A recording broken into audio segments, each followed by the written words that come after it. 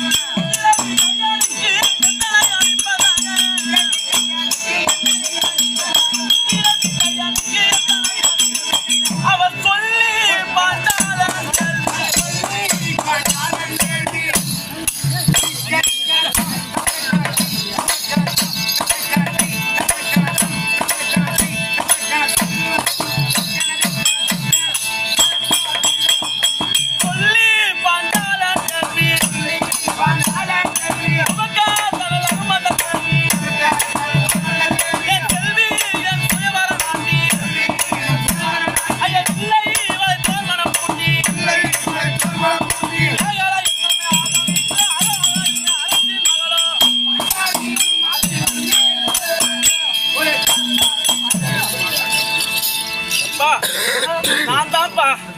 என்னை பார்த்தா பாஞ்சாலி என்று சொல்வார்கள். பாஞ்சாலி என்று சொல்வார்கள். ஓ, பாஞ்சாலின்னு சொல்றீங்க. ஆமா, பாஞ்சாலிக்கு உலகமெல்லாம் தேர் திருவிழா நடக்குது. ஆமாப்பா. உலக மக்கள் எல்லாம் உங்களை தான் போற்றி போலுகிறாங்க. ஆமா. ஆனா பாஞ்சாலி நீங்க சொல்றீங்க. இந்த கூந்தல் காய்ந்த விதம் என்ன காரணம்? இது ஏன் இந்த கூந்தல் அவுந்து போயிருக்குன்னு கேக்குறியா? அப்படி கிடையாது.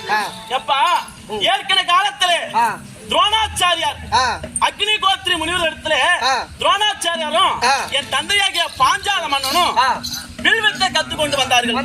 அப்படி வரும் தருவாயில் துரோணாச்சாரியாரும் இந்த வில்வித்துல ரொம்ப பிரபலம் ஆயிட்டாரு. ஆனா எங்க தந்தையாகிய பாஞ்சால மன்னன் வந்து கொஞ்சம் மட்டத்தனமாவே இருந்துட்டாரு. எதுவும் கத்துக்கல. கத்துக்காதபடினால் துரோணாச்சாரி நல்ல பேர் வாங்கிட்டாரு. ஆனா பாஞ்சால மன்னன் பேர் வாங்கல. ஏங்க அப்பா வாங்கலன்னா அவர் கல்வியில பின்தங்கி விட்டார். அப்படி இருந்தாலும் எப்பா எங்க தந்தையாகிய பாஞ்சால மன்னன் என்ன கேட்கிறாரு இந்த துரோணாச்சாரி இடத்துல, துரோணாச்சாரியாரே எனக்கு இந்த வில்வித்தையும் இந்த கல்வி அனைத்தும் எனக்கு சொல்லி கொடுத்தீங்க. நாம ரெண்டு பேரும் ஒண்ணாதான் ஒரே இடத்துல படிக்கிறோம். ஆமா. ஆனா எனக்கு என்ன விட நீ அதிகமா படிக்கிற உனக்கு தெரிஞ்ச வித்தை எல்லாம் எனக்கு நீ சரியா வித்தை கத்து கொடுத்தீனா நீ ஏதாவது ஒரு உதவி என்ன வந்து கேட்கக்குள்ள கண்டிப்பா நான் அந்த உதவியை செய்யறேன்னு சொல்லி பாஞ்சால மன்னன் துரோணாச்சாரியத்துல சத்தியம் செய்து கொடுத்தாரு இல்லையா? அதுக்கு ஏத்த மாதிரி துரோணாச்சாரியாரும் பாஞ்சால மன்னன் தந்தையாக பாஞ்சாலனுக்கு அந்த அனைத்து கல்வியும் கத்து கொடுத்து பாஞ்சால நாட்டை ஆட்சி செய்யறாரு எங்க அப்பா பாஞ்சால மன்னர் இல்லையா? அப்படி ஆட்சி செய்யக்குள்ள துரோணாச்சாரியர் வந்து மனம் முடித்தார், திருமணம் செய்தார். யாரு? கிருபி என்று சொல்லக்கூடிய பெண்ணை திருமணம் செய்து அவங்களுக்கு வந்து குழந்தை பாக்கியம் ஏற்பட்டது. குழந்தை பாக்கியம் ஏற்பட்டவனே குழந்தை பிறந்ததல்லவா, அந்த குழந்தை வந்து ஆணாகவும் இல்லை பெண்ணாகவும் இல்லை, குதிரை தலையும் மனித உடலுமாக பிறந்ததப்பா.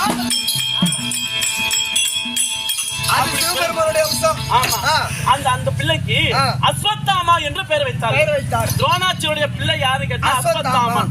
அப்படி பெயர் வச்சோன்னு ஆஹா நம்மளுக்கு இப்பேற்பட்ட பிள்ளை பிறந்திருக்கு. அந்த பிள்ளைக்கு பால் கொடுக்க முடியவில்லை. துரோணாச்சாரி வந்து அது குதிரை வகுத்துல பிறந்த புள்ள. ஆமா, குதிரை பாலா கொடுக்க முடியும்.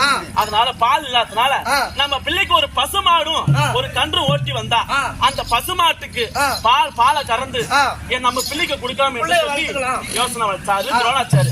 வேற எதுக்கு அப்ப நினைக்கிறாரா நம்ம 6 உயிர் சிநேகிதனாகிய பாஞ்சால மன்னன் இருக்கிறான். நம்ம படிக்கிற வயதுல அப்பேற்பட்ட அந்த பாஞ்சால மன்னன் போயிட்டு நம்மளுக்கு உதவி செய்யறன்னு சொன்னானே அவன்கிட்ட போயிட்டு அவன் தான் ஒரு நாட்டு ஆளா இல்லையா? இப்ப நாட்டு அரசனாவே இருக்கிறார் பாஞ்சால மன்னன். ஆமா, அந்த நாட்டு அரசன் இருக்கிறதுனால அந்த அரசன்கிட்ட போயிட்டு ஒரு பசு விலை கொடுத்து வாங்கி வரலாம். இனமா கூட நீ கேட்க தேவை கிடையாது. விலை கொடுத்து அந்த பசுவை வாங்கிட்டு வந்தா அந்த பசு மாட்டுல பாலை கறந்து நம்ம பிள்ளைக்கு பால் ஊத்தலாம் அப்படி என்று சொல்லி பாஞ்சால நகரம் செல்லுகிறாரு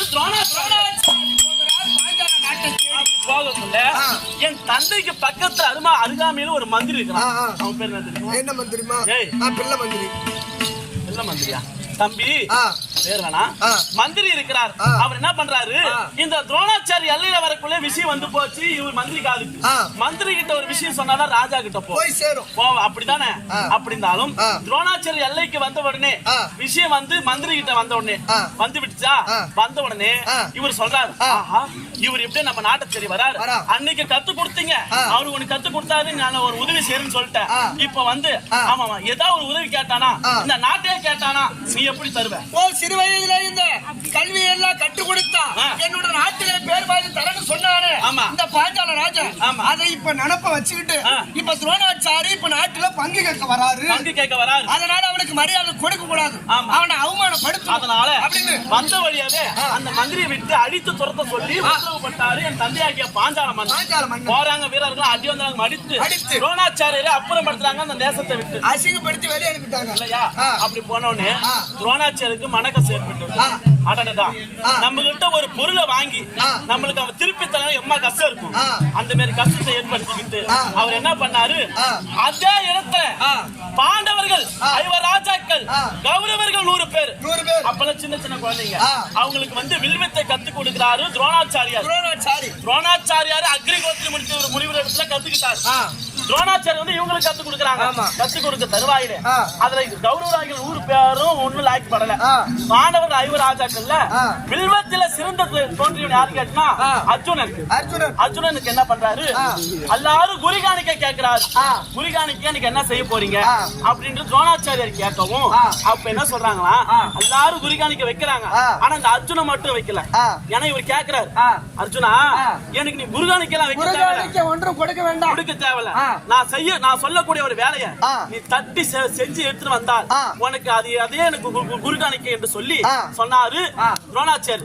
என்னன்னு கேட்கிறாரு அர்ஜுனன். கேட்ட உடனே அதோ தூரத்திலே 2 நாடு கடந்து என்னுடைய கல்வியெல்லாம் கற்றுக்கொண்டு பாஞ்சால மன்னனை அபிமானப்படுத்திய பாஞ்சால மன்னன் பாஞ்சால நாட்டில இருக்கிறான். அதனால அவன் அடிவந்தாகம் அடித்து அவனை தேர்காலில் கட்டி காலில் வந்து போடும்போது உத்தரவிட்டார். விட்ட உடனே அர்ஜுனன் போறார். அர்ஜுனனும் பீமாட்சியும் போறாங்க. போன உடனே அந்த பாஞ்சால நகரத்தை அடிவதாகம் செய்து பாஞ்சால மன்னனை அடிவதாகம் அடித்து ரதகுடி கம்பத்தில் இழுத்து துரோணாச்சாரி காலிலே போட்டாங்க. அர்ஜுன மகாராஜா பாஞ்சால ராஜனை கட்டி இழுத்து வந்து துரோணாச்சாரியுடைய காலில போடுறாரு. ஆமா. அப்பதான் என் தந்தையாகிய பாஞ்சாலம் ஒரு சபதம் வைக்கிறார். எப்படி? அது என்ன சபதம்? துரோணாச்சாரியார் என்னை இப்படி செய்து விட்டாயே, எனக்கு நாட்டு அரசு செய்து விட்டாயே, எனக்கு பங்கமாக இருக்குது என்று சொல்லி என்ன பண்றாரு, அங்கே ஒரு சபதம் செய்யறாரு. அது என்ன சபதம் தெரியுமா? என்ன ரதகொடி கம்பத்தில் இழுத்து வந்தவனுக்கு தோளுக்கு சேர்ந்த பெண்ணும், ஒரு தோளுக்கு சேர்ந்த ஒரு பெண்ணையும், துரோணரை கொல்வதற்கு ஒரு ஆணும், உன்னை கொல்வதற்கு ஒரு ஆணையும் நான் பெற்று காட்டாவிட்டால் நான் பாஞ்சால சபதம் செய்த உடனே கோபமாக பாஞ்சால நகரம் வந்தார் என் தந்தையாகிய பாஞ்சால மன்னன். வந்த உடனே தலைக்கோட்டி முனிவர் யாசன் உபயாசன் என்று சொல்லக்கூடிய முனிவர்களை கொண்டு வந்து கேட்கிறார், யாகம் நடத்தினால் அது புத்திரகாமேஸ்வரி யாகம். அந்த புத்திரகாமேஸ்வரி யாகம் நடத்தக்குள்ள முதலாக யார் பிறந்தா தெரியுமா?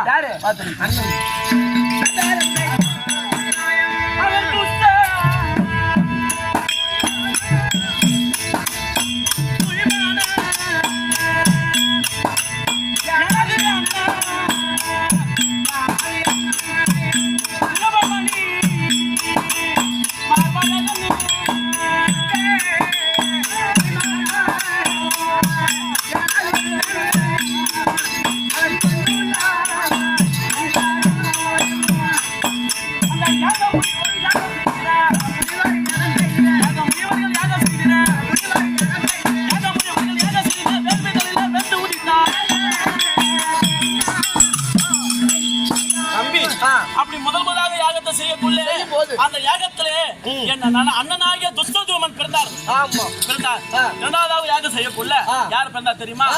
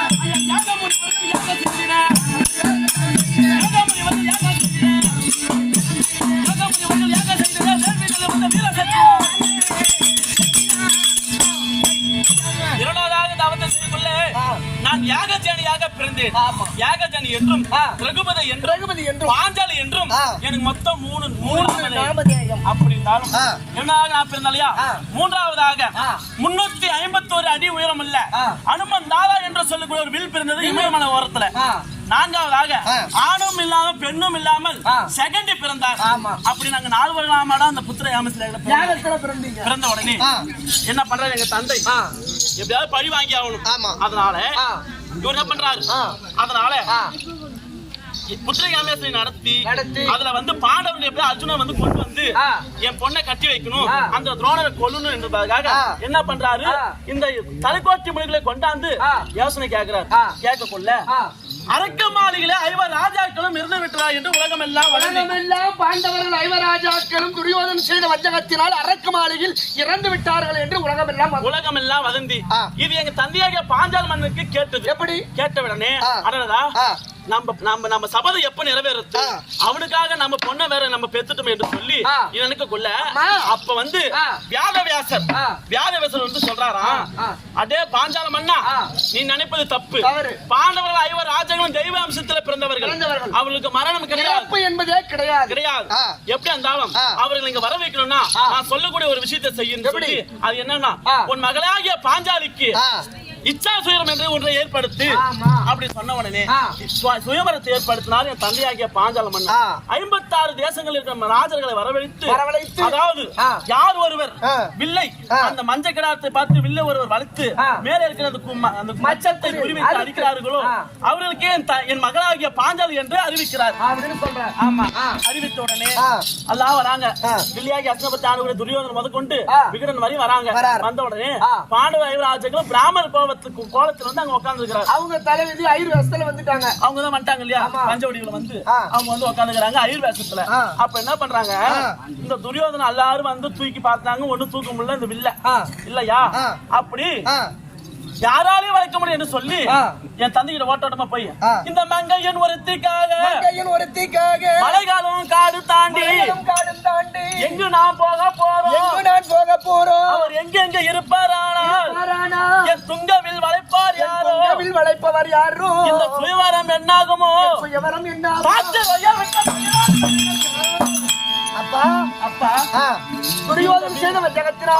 பாண்டவர் 5 ராஜாக்களும் இறந்து விட்டார்கள் என்று உலகமே பேசுது.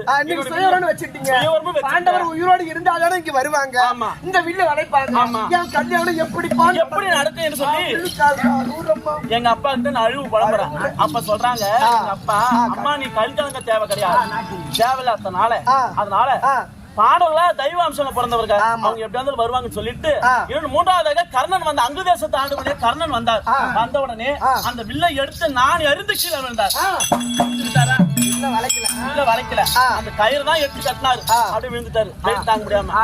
அதனால அந்த கூட்டத்துல உட்கார்ந்து இருந்தாரு ஒரு அந்தனர், ஒரு ஐயர். யாரு?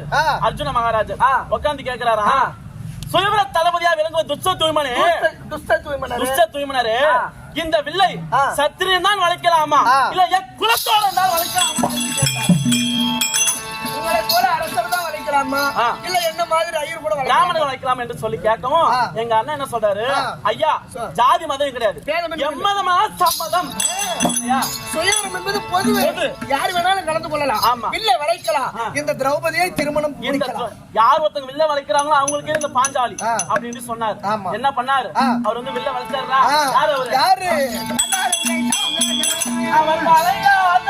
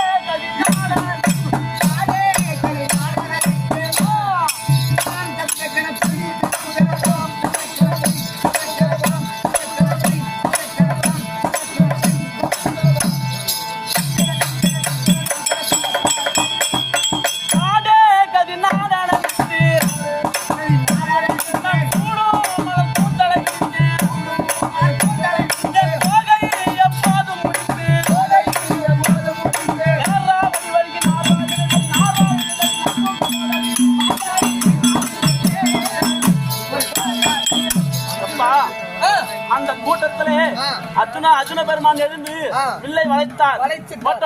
பக்கத்துல செண்பக தாதி வந்து சொன்னார், அம்மா நீ ஒரு அந்தனருக்கு மனைவியாகிவிட்டாய் அப்படின்னு சொன்னார். ஐயோ அந்தனர் ஒருவர் வந்து அவர் ஆசையாவில் வளைத்தார் அவர் அந்தனரோ எனக்கேற்ற அர்ஜுனரோ பார்ப்பனர் ஒருவர் வந்து அவர் பாசமாய்வில் வளைத்தார் பார்ப்பனரோ எனக்கேற்ற பல்குனரோ அர்ஜுனரோ நான் நினைச்சேன் அந்தனருக்கு மனைவாகி விட்டுமோ அப்படி என்று நான் கிட்ட போய் நிக்கிறேன் அவருக்கு அவர் காட்டுற செய்க பாஞ்சாலி வந்திருப்பது அந்தனர் கிடையாது அர்ஜுனனா வந்திருக்கேன் எனக்கு சந்தோஷமா நம்ம நினைச்சாலே கைப்பிடிச்சுப்போம் நம்மளுக்கு இன்னும் பயம் கிடையாது எங்க தந்தையாக்க மன்னன் பாஞ்சால மன்னன் இடத்துல ஆசீர்வாதம் வாங்கி கொண்டு எங்க போறேன் அங்க குயவன் வீட்டுக்கு போறேன் என் அத்தையாக குந்தமா தேவி குயவன் வீட்டுல இருக்கிறாங்க இல்லையா அங்க போயிட்டு எங்க அத்தையோ சாமி கும்பிட்டு இருக்கிறாங்க அந்த நேரத்துல ஏன்னா இவரு கூட பிறந்தவங்க 4 பேர் இருக்கிறாங்க என்னைய ஒரே மனக்கோலத்துல பாத்துட்டு அடடா தம்பி ஒரு பெண்ணை கட்டிட்டு வந்துட்டான் அதனால தாய் கிட்ட சொல்லணும் இல்லையா தாய் கிட்ட போன உடனே அம்மா என்று சொன்ன உடனே அம்மா நான் போய் பாஞ்சால நகரத்துல போய் ஒரு கண்ணியை கொண்டு வந்து கண்ணி என்பது கனியாக அவர் என் அத்தை வாயில அத்தையின் காதில் கேட்டபடினா கனி என்று சொல்லிவிட்டார் இல்லையா அதனால ராஜா இந்த கண்ணியை கனி என்று காதில் வீழ்ந்ததனால் ஐவர் ராஜாக்களும் பகிர்ந்து கொள்ளுங்கள் இது ஒரு பெண்ணுக்கு நிலைமை தேவையா அதனால பெரியவங்க வார்த்தையை தட்டாம கேட்கணும் அதனால எங்க அத்தைய வார்த்தையை கேட்டு ஐவர் ராஜாக்களை மனம் புரிந்து ஆமாண்டா அப்படி மனம் புரிந்து எப்பா தில்லியாகி அஸ்னாபுரத்துக்கு போனோம் ஏன்னா ஐவர் ராஜாக்களுக்கு கல்யாணம் ஆயிடுச்சு பங்காளி இல்லையா நம்மளுக்கு நாடுல சொத்து கேட்கணும் பங்கு கேட்கணும் என்பதற்காக தில்லியாகி அஸ்னாபுரத்துக்கு போறோம் அப்படி போய் என் மாமாவாகிய திருதராஷ்டிரன் அவர்கிட்ட போய் கேக்குறோம் மாமா முன்னையோ நாங்க தனியா இருந்தோம் சின்ன வயசு பிள்ளைங்க ஆமா அதனால எங்களுக்கு அந்த விவரம் தெரியல இப்ப எங்களுக்கு கல்யாணம் ஆகி போச்சு எங்களுக்கு ஒருத்தி வந்துட்டா அவ நாடு எங்க எதோ கேட்டா நாங்க எங்க போய் எங்களுடைய நாட்டு பங்கு கொடுத்துரும் ஆமா பங்கு கொடு என்று கேட்க என் மாமாவாகியோ திருதராஷ்டிரனோ என்ன தரக்கூடாது அவருக்கு என்ன கிடையாது என்னன்னு சொல்லி பார்த்தா பங்காளிக்கு சொத்து தரக்கூடாது அதனால என்ன பண்ணாங்க ஈச்சங்காட்டையில ஒரு முல்லைக்காட்டை காட்டினாங்க ஈச்சங்கத்தை காட்டாரு ஒரு ஈச்ச அந்த காட்டுல ஒரு ஈச்சங்கன்னு ஒன் நாடு நிக்குதாப்பா ஆமா நீங்க பார்த்தா இந்த நாட்டுல எப்படி நம்ம குடியேறது சொல்லி அண்ணனுடைய நாராயணன் இருபையாலையும் பாண்டவர்கள் ஐவர் ராஜாக்கள் என் மன்னர்கள் ஆகியும் என்ன பண்ண அதே இடத்துல இந்திரபிரசந்தம் என்று சொல்லக்கூடிய ஒரு நாட்டை உருவாக்கணும் அந்த நாட்டை உருவாக்கி அதுக்கு தர்ம ராஜசூய யாகம் என்று ஒரு பெயரை வச்சு ராஜசூய யாகம் நடத்தணும் அப்ப என்னன்னா பங்காளி சொத்து பாதாம போனாலும் விடாது இல்லையா ஒரு நல்லதோ கெட்டதோ பங்காளிகள் கூட சேர்த்துக்கிட்டு பங்காளி இருந்தாதான் நல்லது நடக்கும் என்னதான் எதிரியா இருந்தா வயகுட்டி அனுப்பணும்னா கூட எங்கடா பங்காளி கேக்குறாட்டியோ வயகுட்டி அனுப்பணுமா செத்து விட்டப்பா நான் எதுவும் பேசணும் இந்த பேச மாட்டேன் அப்படி பங்காளில கூப்பிட்டு நல்லது கட்டத்துக்கு பங்காளி வேணும் ஆமா இப்ப இந்திரபிரஸ்தம் கட்டியாச்சு பங்காளி ஆகிய கௌரவர்களை கூப்பிடுறோம் நாங்க 100 பேரையும் கூப்பிடுறோம் எப்பா என் கொண்டார் கொண்டு புதுமனை புகுவிழா என்று சொல்லி அனுப்புறோம் அர்ஜுனாபுரத்துக்கு அனுப்ப உடனே எல்லாரும் வராங்க கூட்ட மரியாதைக்கு வந்தாங்க வந்த உடனே அடடா பட்டி மக்கள் ஆகிய பாண்டவர்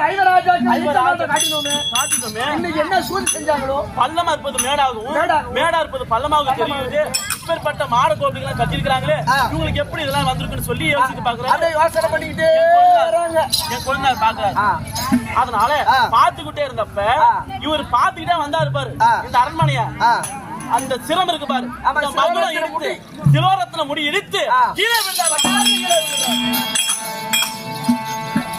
கீழே விழுந்த உடனே என்னடா இது இப்படி இருக்குன்னு சொல்லி இத பார்த்து உப்பரிக்க மேலே நான் அந்த முடிவை உலாத்தி கொண்டு இருந்தேன் அப்ப உலாத்தி கொண்டு இருக்க வழியில கை தட்டி சிரித்து விட்டேன் என்ன எப்பா குனிந்து வரக்கூடாத குருடன் மகனே இல்லையா ஒரு பொண்ணா பிறந்து பங்காளியில இந்த மாதிரி சொல்லக்கூடாது ஏதோ கை தட்டி குனிந்து வரக்கூடாத குருடன் மகனே அப்படின்னு சொல்லி கை தட்டி சிரிச்சுட்டேன் வந்தவர் இவர் தான் விழுந்தாலும் பார்த்தா பின்னாடி வந்த 99 தெரியல இவர்தான் சொன்னேன் என் வாய் கம்மியா கூடாது அந்தகன் பெத்தது அத்தனையோ கண் கூடா துரியோதனன் தான் நொல்லைன்னு பார்த்தா இந்த நொல்லைனுக்கு பிறந்தது அதுதான் 100 நொல்லையா இருக்குது அப்படி என்று சொல்லி கை தட்டி சிரித்து விட்டேன். இதுதாண்டா மொத பக துரியோதனுக்கு மேல. அப்புறம் என்ன அதனால ஒரு பொம்மநாட்டு நொல்லை மோன்னு சொன்னா சும்மா விடுவானா? விட மாட்டான். உடனே பாரஸ்ட் படுத்துதான்.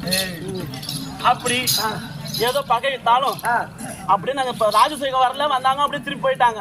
போயிட்டு இதை எப்படியா பழி வாங்கி ஆகணுமே, அதனால என்ன பண்ணாங்க, நயவஞ்சகமாக மகனாகிய லட்சணகுமாரனுக்கு பூநூல் கல்யாணம் என்று சொல்லி தில்லியாக அஸ்தாபுரத்துல எங்க நாட்டுக்கு நிருபம் அனுப்புறாரு துரியோதன மகாராஜா.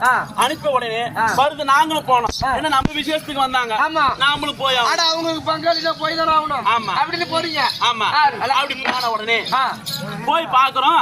எங்க அத்தை கூட போய் நான் சமையல் காட்டுல சமையல் செஞ்சுட்டு இருக்கிறேன். ஆமா ஆமா. ஏன்னா நிறைய கோசாரி இருக்கு, பூண்டு உரிக்கிறது, வெங்காயம் இருக்கு, தக்காளி இருக்கு, இந்த வேலை நடக்குது. போய் சமையல் செய்யறேன். இவங்க என்ன பண்ணாங்க, எங்க பதியாங்க மன்னர் ஐவர் ராஜாக்கள் என்ன பண்ணாங்க, அங்க போயிட்டு சமையல் வேலை லேட் ஆகும், கொஞ்ச நேரம் ஆகும். அதனால பாச்சக்காய் அதாவது பகடை ஆடுவோமா, அது தாயக்கட்டை ஆடுமான்னு எங்க துரியோதனன் கேட்க சகுனி மாமா அவரு கேட்டார். கேட்ட உடனே சரி விளையாட்டு தானே விளையாக்க போதா, அதனால ஜாலிக்கு போய் விளையாண்டாங்க. விளையாண்டு அப்பா நாடு முதல் கொண்டு உப்பு சட்டி வரைக்கும் நாடு முதல்ல அழைத்து பறி கொடுத்தார்களே, இன்னுமா ஓஞ்சுது அவங்களுக்கு. இந்த பெண்ணு கடைசியில அனைத்துமே பறி கொடுத்து இந்த பாஞ்சாலியும் சூதாக வைத்து என்னையும் பறி கொடுத்தாங்கடா. தோத்து விட்டாங்க. தோத்து விட்ட உடனே வராரு எங்க இளைய கோவிந்தராகிய மைத்துனன்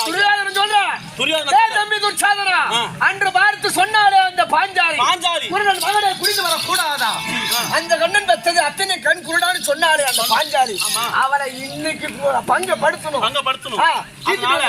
அவளை போய் ஈத்து வரான்னு சொன்ன உடனே ஈத்து வந்து என் வடத்து தொழில் அமர வேண்டாம்னு சொல்றாரு. என்ன பண்றாரு, சிங்கம் மேரி வராரு. அப்பா துச்சாதனம் வராரு. வந்த உடனே இப்படி அடியா மருந்து என்று சொன்ன உடனே எனக்கு கையும் ஒல்ல காலும் ஓடுல. என்னங்க இம்மாவை என்ன மைத்துனரே இப்படி வரீங்க, மட்டும் அறிந்து மரியாதை இல்லாமல் பட்ட நகாரிக்க வந்த புத்தி இல்ல மைத்துனரே. தொட்ட முடி உங்கள் என சூழ்ந்திருக்கும் இச்சபை நடுவே என்னை இட்டு வர சொன்ன மட்டும் அறிந்தலாமல் ஒரு மதனிய ஒரு அந்நிய அம்மாவுக்கு சமண்டா பாவி என்ன அப்படி இருக்காத அப்படின்னு சொல்லி அந்நிய தாயா நினைக்கணும். நீ வாடின்னு போடுன்னு சொல்றியே, அப்படி சொல்ற என்ன விஷயம்னு கேக்குறீங்க. கேட்ட உடனே இவன் என்ன இவ்வளவு வேகமா தாக்க சூதனை வச்சு தோத்துட்டாரு. எங்க அண்ணன் துரியோதனன் உன்னை கூட்டிட்டு வர சொன்னாரு. வாடி அப்படின்னு துரிச்சாதன் சொன்னாரு.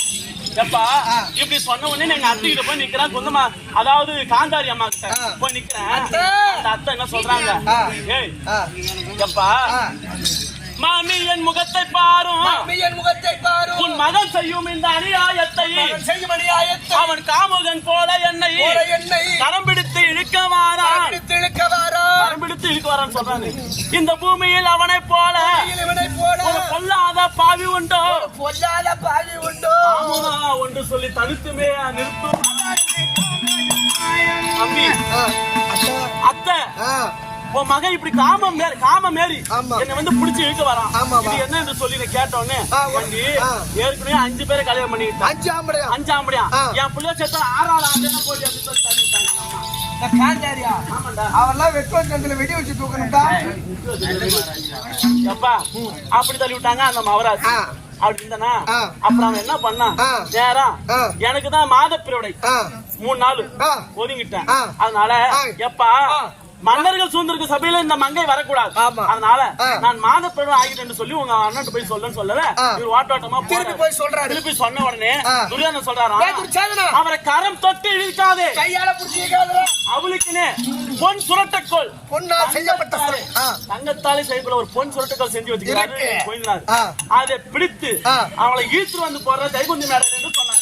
அப்படியே சொல்லிட்டு கொள்ள எடுக்கிற அவ கூந்தல போடுற அப்படியே 2 சொல்லிட்டு தர வந்து மேடம் போடுற. அவன் என்ன பண்ணா, அந்த பாவி என்ன பண்ண தெரியுமா,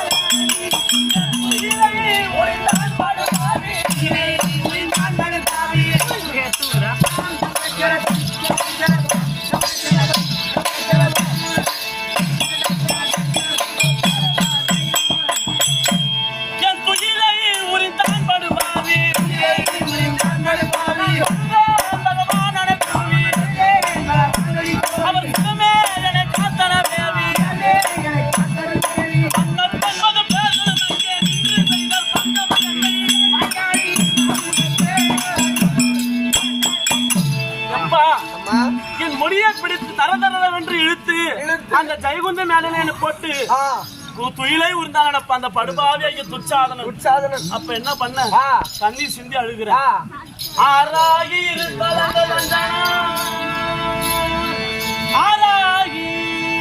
இருத்தலங்கள் நந்தனா நெய் சோர அவன் அழகா சோர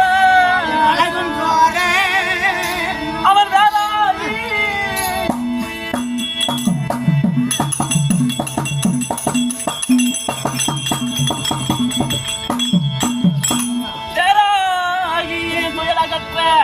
அவன் கை சோர்ந்து மெய் சோர்ந்து இங்க பார்ப்போரெல்லாம்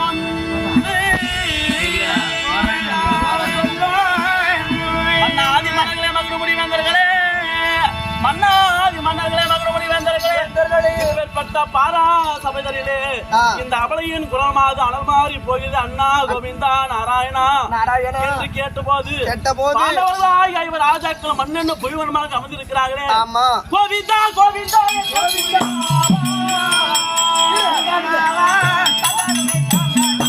ஆராதி மதிசூலி உள்ளமெல்லாம் அம்பல் உருகினாலே செஞ்சுதான் கஷ்டம் யாராலும் இதுக்கான காரணத்தை சொல்ல முடியல சொன்ன உடனே நான் என்ன பண்ணேன் அப்படியே சபதம் விட்டேன் எப்படிமா தொழுவில் நிறுத்தி அந்த கூந்தாலும் துயரம் தீண்டி என்னை மெலைய செய்தவனை நாளை வேறுடன் போர்க்களத்தில் தலை தனி துரித்து தனி முறுத்து உரைத்திடாமல் இலகவே விரித்த இனி அள்ளி உச்சாதனா இப்பேற்பட்ட சபையில் என்னை நிறுத்தி என் துயலை அவிழ்த்து என்னை பங்கம் செய்து விட்டாய் நாளை நடக்கக்கூடிய 18 நாள் யுத்தத்திலே உன்னுடைய மாதலை பிளந்து அதில் வரக்கூடிய ரத்தத்தை உதிரமாக எடுத்து எண்ணெயாக தடவி என் கூந்தலில் அள்ளி முடியாவிட்டால் நான் செய்த சபம் என்று சொல்லிவிட்டு அதே இடத்துல நான் இறங்கி வந்து விட்டேன். வந்த உடனே என்ன பண்ணாங்க பட்டி மக்களாகிய பாண்டவர்களே பேருக்கு பாண்டவர்களே நீங்க இனிமே இங்க இருக்க கூடாது. 12 ஆண்டு ஒரு ஆண்டு அக்கியாதவாசம் மொத்தம் 13 ஆண்டு வனவாச போகும் என்று சொல்லி கட்டளை துரியோதனன். அதனால அப்பேற்பட்ட துரியோதன வாசி சிறுமேற்கொண்டு ஐவர் ராஜாக்களும் நானும் என்ன பண்ண வனவாசம் வந்தோம். வனவாசம் வந்து 12 காலம் ஆகிவிட்டது. இந்த 12 நாளாக துளைத்து 12 கழித்து விட்டு இப்ப 13. அதனால இந்த 13 எப்படியாவது ஓராண்டு காலத்தை எங்கே கழிப்பது எப்படி கழிப்பது என்று தெரியவில்லை. அதனால எங்க வீட்டுக்காரே என்ன வரும்படி உத்தரவு பொறுமையா பூஷணமாக வாய்ந்த தர்மராசன் வரும்படி உத்தரவு சொல்றாங்க. அன்னைக்கு பாஞ்சாலி ஒரு பாஞ்சாலி போய் கிளறி அம்மா போசி உண்டாக்கி போச்சுப்பா ஒரு இந்த அம்மா கூந்தல் விரிச்சது அதனால டெல்லியே அழிஞ்சது. அந்த அம்மாவுக்கு அக்னி மறிக்கிறாங்க உனக்கு எவன் மறிக்கிறான் முன்னாடி தினமும் விரிச்சு போட்டுக்கிட்டாங்க படுத்து ஊரே போறாங்க. பாஞ்சாலி மேல ஆயிட முடியாதுடா. அவன் ஒரு பாஞ்சாலி ஓட யாரு அவன் பொண்டாடி சொல்றான் மணி வர பொண்டாடி சொல்றான் என்னடா அவன் விரிச்சு போட்டுக்கிட்டு நீ அத்தனை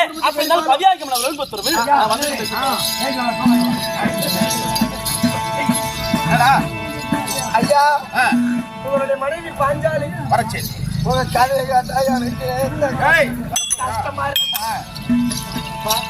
இருக்கிறாரா